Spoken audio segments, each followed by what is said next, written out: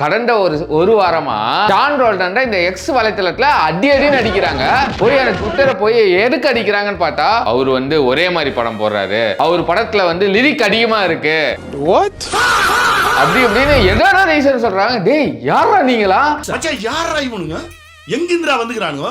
அவன் lyric quality இல்லைன்னா அடிக்கிறத நான் பார்த்தேன். இவன் என்னன்னா லிரிக் குவாலிட்டி அதிகமா இருக்குன்னு அடிக்கிறாங்க. அதே மாதிரி விட்லோ படத்தை இதே சாய் அணி போட்டுனா பயங்கரமா போட்டிருப்பாங்க அப்படின்னு ஒரு கேங் வேற. நான் எதுவும் டேக் கேர் பண்ணல. பட் நான் ஒரு செலிபிரிட்டியை, நான் ஒரு இன்ஃப்ளூயன்சரை, ஒரு க்ளோத்திங் பிராண்ட் ஓனரை ரொம்ப நாளா ஃபாலோ பண்றேன். அவர் வீடியோ போடுறது எனக்கு பிடிக்கும். 80% அவர் எனக்கு பண்றது எல்லாமே எனக்கு பிடிக்கும். அவர் இந்த ரேண்டம் ட்வீட்டுக்கு ரிப்ளை பண்ணிருப்பாரு அக்ரி பண்ணி. அப்படி என்ன அவர் பண்ணாரு? இந்த ஷான் அடிக்கிறது அவ்வளவு ஒர்த்தா? ஒரு பாட்டுனா லிரிக்கல் குவாலிட்டி அதிகமா இருந்தா அதுவே மிகப்பெரிய தப்பா? நீங்க எங்க சேனலுக்கு ஃபர்ஸ்ட் டைம் வந்தா மறக்காம ட்ரைலன் சக்ஸ் சேனலுக்கு சப்ஸ்கிரைப் பண்ணுங்க. இதே மாதிரி வீடியோஸ் உங்களுக்காக நிறைய காத்துட்டே இருக்கு. மறக்காம அந்த ஐ பட்டனை கிளிக் பண்ணுங்க. எங்களை மாதிரி ஸ்மால் கிரியேட்டர்ஸ்க்கு யூஸ்ஃபுல்லா இருக்கும். ஓகே, ஸ்ட்ரைட்டாவே நம்ம வீடியோக்குள்ள போலாம்.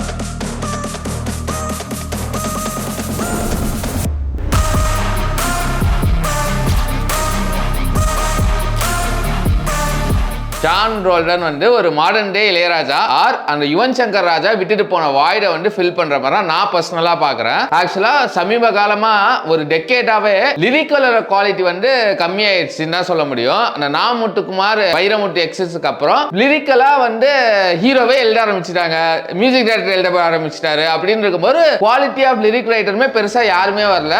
விவேக் மட்டும்தான் இருக்காரு. மீதி எல்லாம் யுகபாரதிக்குமே சான்ஸ் கம்மியாயிடுச்சு, விஜய் கம்மியாயிடுச்சு, நாமுத்துக்குமார் இறந்துட்டாரு.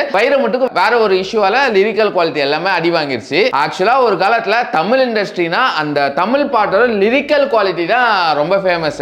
லாஸ்ட் 10 இயர்ஸ்ல அதுக்கு பயங்கர அடி விழுந்துச்சுன்னா நான் சொல்ல முடியும். அப்ப இருக்கும்போது ஒரு மியூசிக் டைரக்டர் அந்த லிரிக்கல் குவாலிட்டிக்கு ரொம்ப இம்பார்ட்டன்ஸ் கொடுத்து நான் பாக்குறது யாருன்னு பார்த்தா ஷான் ரோல்டன் தான் சொல்லுவேன். நிறைய பேர் இம்பார்ட்டன்ஸ் கொடுத்துருக்காங்க பாஸ்ட்ல. யுவன், ஏஆர் ரகுமான், ஹாரிஸ், அந்த கான்டெம்பரரியிலே சொல்றேன். ஹாரிஸோட குவாலிட்டி யாருமே கொடுக்கலன்னு சொல்லணும். ஏன்னா அவ்வளவு இம்பார்ட்டன்ஸ் கொடுப்பாரு அந்த லிரிக்கு. அது தாண்டி அதுக்கப்புறம் யாருமே பெருசா இம்பார்ட்டன்ஸ் கொடுக்கலன்னு சொல்ல முடியும். ரகுமானுமே மாடர்ன் ட்ரெண்டுக்கு ஏற்ற மாதிரி லிரிக்கல் மாறிட்டாரு. பட் விவேக் வச்சிருந்தாரு. அவர் அங்கங்க இருக்கும். சில இதுக்கப்புறம் போனதுக்கு அப்புறம் ஷான் தான் ஒரு பாட்டுக்கு ஒரு சிச்சுவேஷனுக்கு கரெக்டா லிரிக்ஸ் இருக்கணும்னு ரொம்ப இம்பார்ட்டன்ஸ் கொடுத்து நான் அவர் ஃபேன் ஆனதுக்கு ரீசனே அதுதான். ஆக்சுவலா சொல்ல போனா ரொம்ப நாளைக்கு அப்புறம் ஒரு சாங் கேட்கும் போது அப்பா ஒரு சோல்ஃபுல்லான இது, லிரிக்கலுக்கு அதிக குவாலிட்டி, வாய்ஸ்க்கு அதிக கிளாரிட்டி, அது இல்லாம அந்த சிச்சுவேஷனுக்கு ஏற்ற பாட்டு போடுறாரு. ஓகேவா?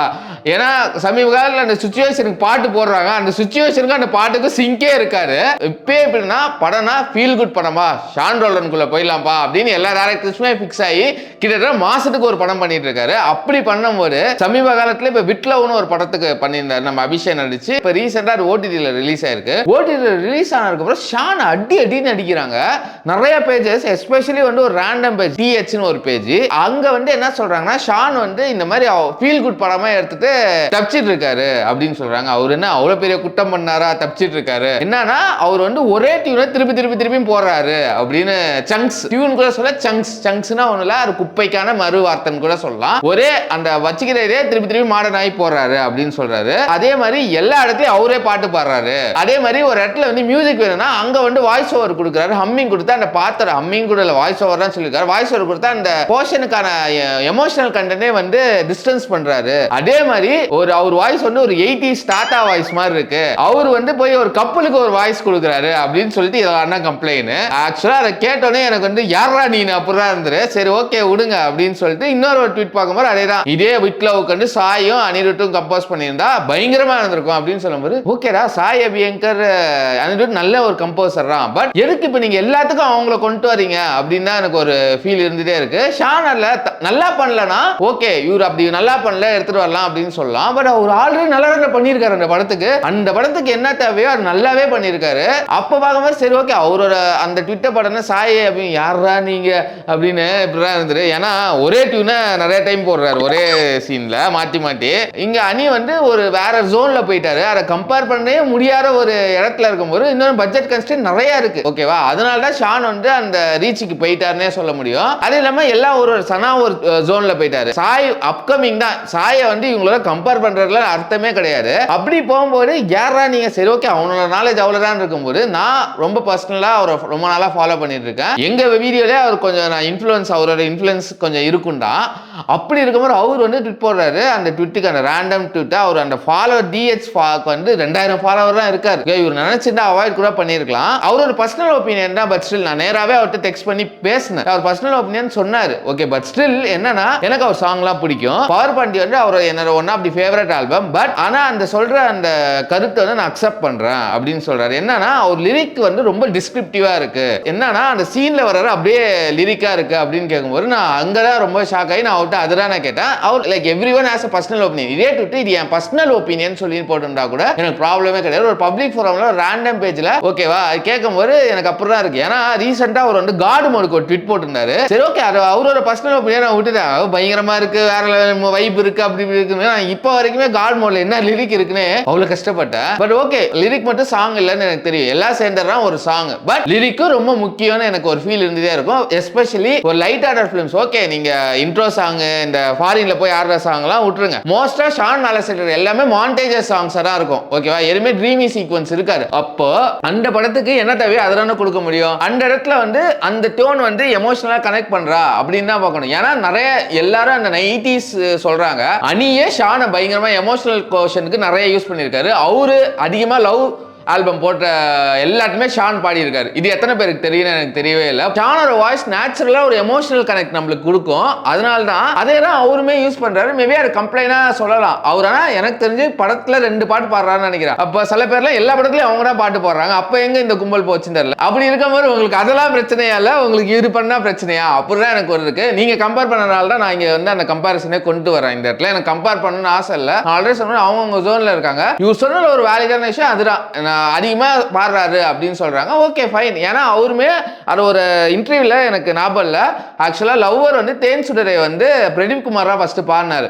அதுக்கப்புறம் என்ன ஆச்சுன்னா இவர் ஒரு வருஷன் கேட்டுட்டு அந்த இது இன்னும் ஒரு ஃபீல் அதிகமா இருக்குன்னா நான் டேரக்டர் தான் வந்து நீங்களே வச்சுங்க இந்த வருஷம் அதை ரிப்ரேஸா விட்டுலாம் அப்படின்னு சொல்லும்போது நேச்சுரலா டேரக்டரும் மியூசிக் டேரக்டரும் சாய்ஸ். ஓகேவா, ஒரு நல்ல வாய்ஸ் இருக்கும்போது நான் ஏன் ரீப்ளேஸ் பண்ணணும் அப்படின்னு தான் இருக்கும். அது இல்லாம எனக்கு அவர் ரிப்பீட்டேட்டிவ்லாம் ஃபீல் பண்ண மாதிரி இல்லை. அது ஒருத்தர் சொன்னாரு இன்ஸ்ட்ருமெண்ட்ல நிறைய வாய்ஸ் ஓவர் நல்லா. நான் ஒரு எக்ஸாம்பிளே சொல்றேன். வித் லவ் படத்துல அந்த ஒரு சீக்வன்ஸ் வரும், ஒரு ஐஸ்கிரீம் பார்லர்ல லவ் ப்ரொபோசல் சீன். அதுல வந்து மியூசிக்கே இருக்காது. ஓகேவா, ஒரு இடத்துல கரெக்டா அந்த இடத்துல எப்ப மியூசிக் வருமோ அதுல கரெக்டா மியூசிக் போட்டுவாரு. அந்த இடத்துல எப்ப பாட்டு வருமோ அதை கரெக்டா பண்ணிருப்பாங்க.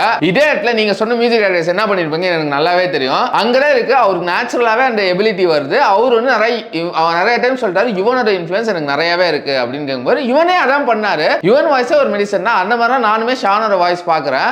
அப்படி இருக்கும்போது நீங்க எப்படி கம்ப்ளைண்ட் பண்றீங்கன்னு எனக்கு புரியவே இல்லை.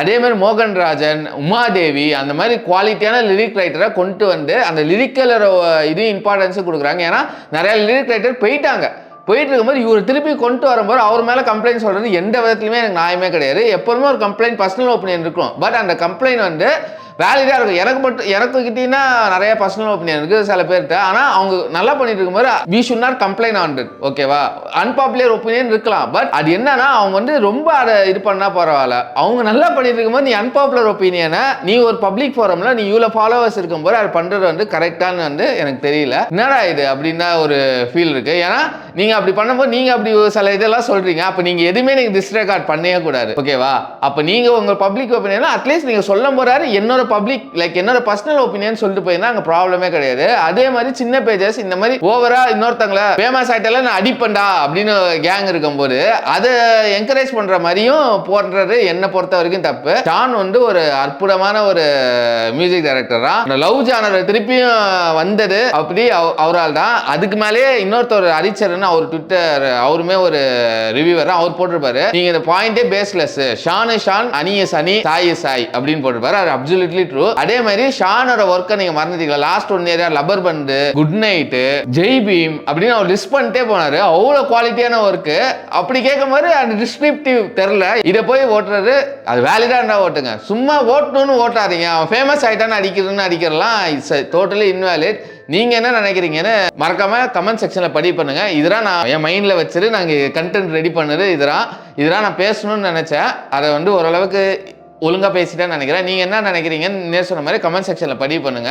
அதே மாதிரி நான் போலிங் ஒன்று சொல்லியிருந்தேன் இன்ஸ்டாகிராம் பேஜ்ல. அதில் நடத்தின ஒரு சாங்குக்கு வந்து மீனிங்ஃபுல் லிரிக்ஸ் முக்கியமா, மோர் மியூசிக் லெஸ் ஆன் லிரிக்ஸ், இல்ல வந்து லெஸ் லிரிக்கல் குவாலிட்டி இருக்கணுமா அப்படின்னு கேட்கும்போது தெரிஞ்சு ஒரு 180 வேர்ட்ஸ் வந்துரு. 180 வேர்ட்ஸ்ல வந்து 86% வந்து மீனிங்ஃபுல் லிரிக்ஸ்னு சொல்லிட்டாங்க. அப்பா அப்படின்னு எனக்கு ஒரு ஃபீல் இருந்துட்டே இருந்தது. ஏன்னா at end of day meaningful lyrics இருக்கும் போது அந்த சாங்கோட லாங்குவிட்டி அதிகமா இருக்கும்.